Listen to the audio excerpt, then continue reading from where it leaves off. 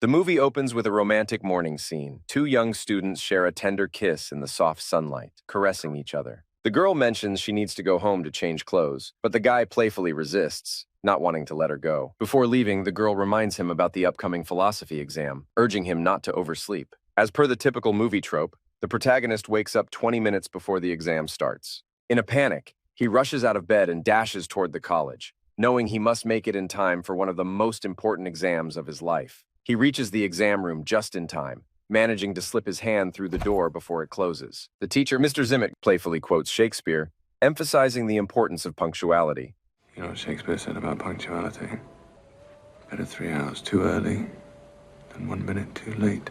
The protagonist quickly responds, joking that his hand made it on time. Inside the room, we see the girl from earlier, who also made it to the exam, along with a group of other students preparing for their final philosophy test. The students take their seats, and the philosophical discussion begins almost immediately. Mr. Zimit grabs their attention, telling them that they only have 2 ways forward. The students react, accusing him of using binary logic, to which Zimit retorts that humans use logic to explain things that they find incomprehensible. This leads the conversation into the role of philosophy in everyday life. Mr. Zimit holds a firm belief that those who can view the world through a philosophical lens are fundamentally different from the masses, capable of offering something new and innovative to the world. He explains that everyone in the room has the potential to change the world with their unique perspectives, a skill he's helped them develop over the past year. To warm up their minds before the final exam, Zimit invites the students to share their favorite thought experiments. Uni Cortez, nicknamed Chips, call up the family file, enthusiastically kicks things off by recalling the infinite monkey theorem. In this thought experiment, a monkey sits at a typewriter, randomly hitting keys. If given an infinite amount of time, the monkey would eventually type the complete works of Hamlet, word for word.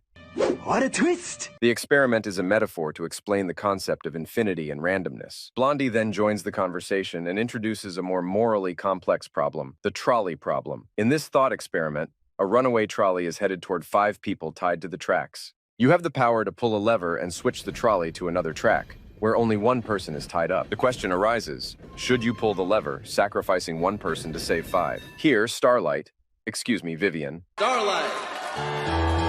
oh baby, enters the conversation, saying that it would be more rational to switch the lever and save the 5 people. Blondie then suggests modifying the experiment. Now there's no lever, but 5 people are still tied up, and a streetcar is rushing toward them. However, there's a fat man standing next to the rails. If you push him under the streetcar, it will derail, and the 5 people will stay alive. Blondie then asks Vivian again if she would do it. This time she answers no. Although it seems like the situations are morally equivalent, Vivian finds this scenario more troubling. Our heroine Petra jumps in and says that the 2 situations are actually different because their logic is clouded by math. Ginny Weasley, I apologize, Georgina,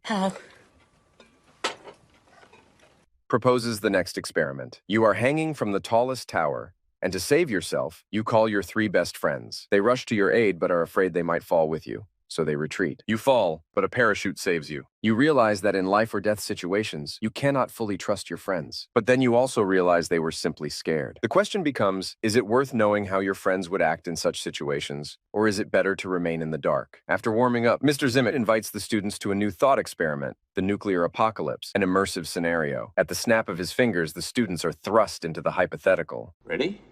Set.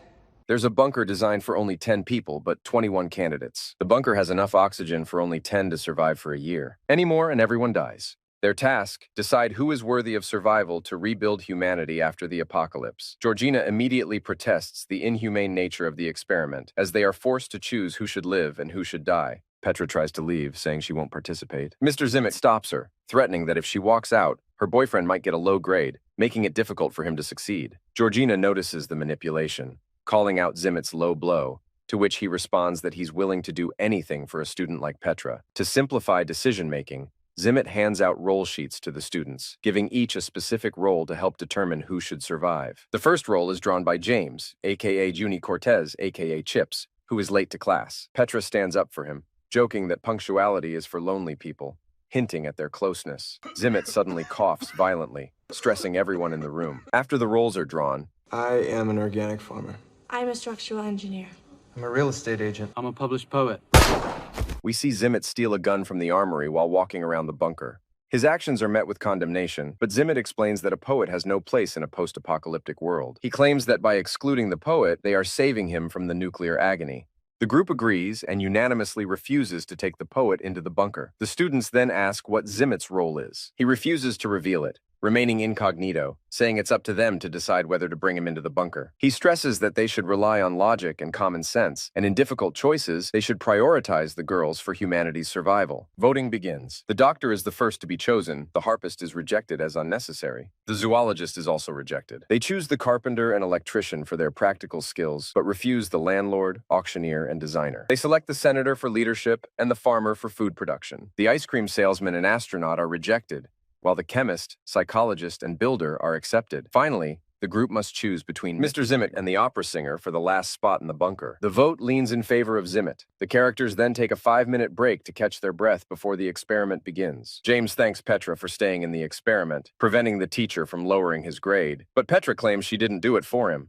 Their conversation is interrupted by gunshots. All the participants run towards the sound and find Mr. Zimit killing all the candidates who weren't selected for survival. Numb with shock, the students wait for Zimit's explanation, and he calmly justifies his actions by saying he spared them from the agony they would have suffered due to nuclear exposure, claiming it was a humanitarian act. Petra, disgusted, whispers to James that she doesn't want to see the teacher in the bunker after such actions. James later suggests that everyone gather herbs and hydroponic supplies to grow throughout the year in the bunker. In reality, the students use this as a distraction to distance themselves from Zimit and his unpredictability. Once everyone is scattered, they close the bunker, starting the experiment without Zimit. Inside the bunker, the survivors begin to settle in. James and Petra become intimate, dreaming of how they will build a new and better world together. But after one of these nights, Petra's guilt over leaving Zimit outside begins to gnaw at her, and she goes to the exit to check on him.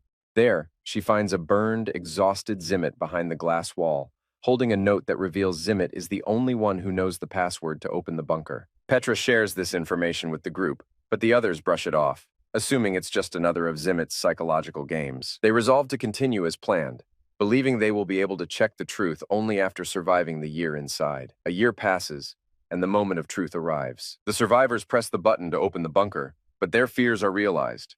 The door is locked by a key password. Panic sets in as they realize they have trapped themselves inside. They try everything, using the weapons stored in the armory, but nothing works. The group's calculations fail, and they realize that their only chance of survival was left outside with Zimit. The survivors open their last packet of rations and divide it amongst themselves. One of the members dies from an aneurysm, and the remaining survivors are forced to make a grim decision, resorting to cannibalism. Psychological strain takes its toll, and soon they begin to turn on each other, leading to their inevitable deaths from hypoxia. The experiment is a catastrophic failure. Back in the classroom, Chips, aka James, confronts Mr. Zimit, accusing him of orchestrating the entire experiment just to manipulate them. Zimit, unfazed, cryptically responds that God created coincidences to preserve anonymity, revealing that he was the creator of the bunker. Zimit then suggests they repeat the experiment, resetting the scenario. The setting shifts, and the students are transported to a new location with the same nuclear apocalypse scenario and a bunker for 10 survivors. However, this time, the participants' roll cards include additional characteristics that dramatically influence the decision-making process. For example, Jake, previously just an agronomist, is now revealed to be a gay agronomist, something that, while not affecting his ability to grow food, complicates his role in reproduction. The doctor, however, is potentially infected with the Ebola virus, having recently returned from Africa. Georgina, disturbed by this new twist, confronts Zimit again about the cruelty of the experiment. Zimit dismisses her concerns, insisting that the experiment's purpose is to challenge their thinking, not to make them comfortable. Other complications arise. One participant carries a bag of valuable jewelry, a construction worker is sterile, and the electrician has dysplasia. Petra enhances her skill set by adding knowledge of electricity to her role. The psychotherapist is sterile, the zoologist is revealed to be a blogger, and the chemist is genetically perfect, while the ice cream man remains an ice cream man.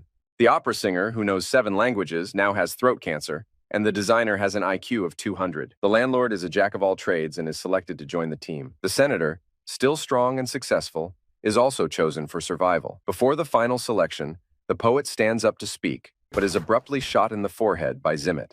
Once again, Zimit justifies his decision by claiming that the poet would have taken his spot in the bunker. The team is formed, and with time running out before radiation reaches the area, the survivors head into the bunker. The rejected candidates, including the sick, sterile, and useless, attempt to flee in a car, but are soon overtaken by the blast wave. Inside the bunker, tensions escalate quickly. On the first night, Petra catches James and the chemist in bed together, enraging her. James chases after Petra to calm her down, waking the entire bunker. The chemist defends his actions, explaining that personal relationships aren't forbidden in the experiment, effectively coming out to the group. James and the others begin to debate the ethical dilemma of forcing the gay agronomist to engage in reproduction for the sake of humanity. James argues that there might be another way to evolve without traditional reproduction, but Zimit interjects, reminding them that evolution is impossible without reproduction. Kavi, aka the obstetrician, suggests that the group immediately agree on who will breed with whom, as ensuring the survival of the human race is their primary objective. The bunker residents begin pairing off. Amosaid pairs with Nelson. Petra ends up with Mr. Zimit, as her current boyfriend Jake is gay and unwilling to procreate. Kavi, for religious reasons, cannot sleep with virgins, so he chooses Bonnie. Without much delay, everyone pairs up and heads to their private rooms to engage in the intended coitus. We are shown scenes of their coupling. After some time, it's revealed that the residents are increasingly frustrated with their situation. None of the women are getting pregnant, despite all efforts. Kavi attributes this anomaly to the stress the women are experiencing from the apocalypse. Mr. Zimit, ever the pragmatist, suggests that polygamy might increase the chances of conception. He insists that everyone, regardless of their personal beliefs, must participate to ensure the survival of humanity. Bonnie refuses outright and threatens to shoot Zimit if he persists. Shocked at her defiance, Zimit leaves, only to return moments later with a pistol in hand. He demands that everyone leave the room, except Bonnie. Pointing the gun at her, Zimit coldly explains that he will not allow humanity to face extinction because of her refusal. Bonnie, unwavering in her beliefs, tells him to go ahead and shoot her, as she will not change her mind. Just as Zimit is about to make a decision, Jake, who had been hiding in the room, suddenly attacks him. Enraged, Zimit lunges at Jake and begins strangling him. But Jake, resourceful in the heat of the moment, grabs a pen that had fallen nearby and stabs Zimit in the temple. Wounded and disoriented, Zimit staggers through the bunker, while the others silently watch. On the verge of death, Zimit stumbles towards the bunker exit and presses the panel that controls the door. A rush of radiation-filled air floods the bunker, killing everyone inside. The experiment is a catastrophic failure. Chips immediately suggests repeating the experiment, but the others aren't so eager. James then confronts Zimit about the strange coughing fits he had while handing out the roll sheets, pointing out that it seems to have stopped. Zimit, attempting to brush it off, claims that he's taken his medication. But Jake, suspicious, snatches the box of roll sheets from Zimit's desk and discovers a hidden compartment, revealing that Zimit had pre-selected certain roles for Jake and Petra. Furious, Jake demands to know what this manipulation was about. Was it a personal grudge or just an attempt to humiliate him?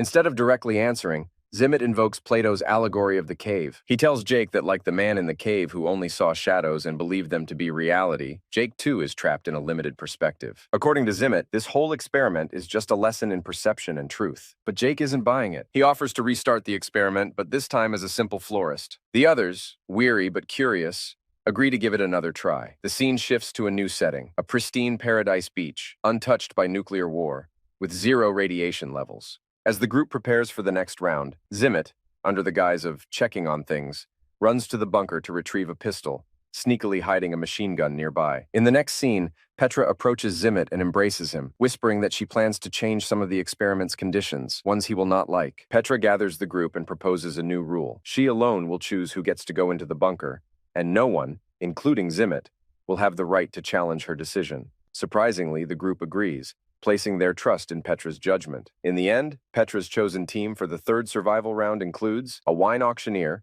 with 2 cases of wine, of course, a designer, a poet who also happens to be a poker player, this time without a bullet in his forehead, an autistic harpist, a doctor potentially infected with Ebola, a cancer-stricken opera singer, a gay chemist, a gay ice cream maker, added to make the chemist feel miserable, Jake, who is now a florist, and Petra herself. Zimit is absolutely shocked by Petra's choices and tries to convince her that she will never pass the philosophy exam with such a bizarre team. Still defiant, Zimit tries to retrieve his gun to stop the group of survivors from entering the bunker, but when he reaches into his bag, surprise, there's no gun. It turns out that Petra, anticipating his actions, had already stolen it. Petra hands the gun back to Zimit, but only under the condition that he leaves them in peace and doesn't interfere with her plans. Zimit takes the gun, but of course immediately fires it at the group. Once again, Petra has thought ahead. She had removed the bullets beforehand. Jake then shows up with an assault rifle, which he conveniently grabbed from the armory. They again offer Zimit a peaceful exit, but he refuses, reminding them that only he knows the password to exit the bunker. Bonnie, however, confidently steps in, saying that she remembered the password from the last time Zimit killed them all. Realizing he's lost, Zimit finally backs down and leaves. Petra, refusing to give up her spot in the bunker, offers Chips,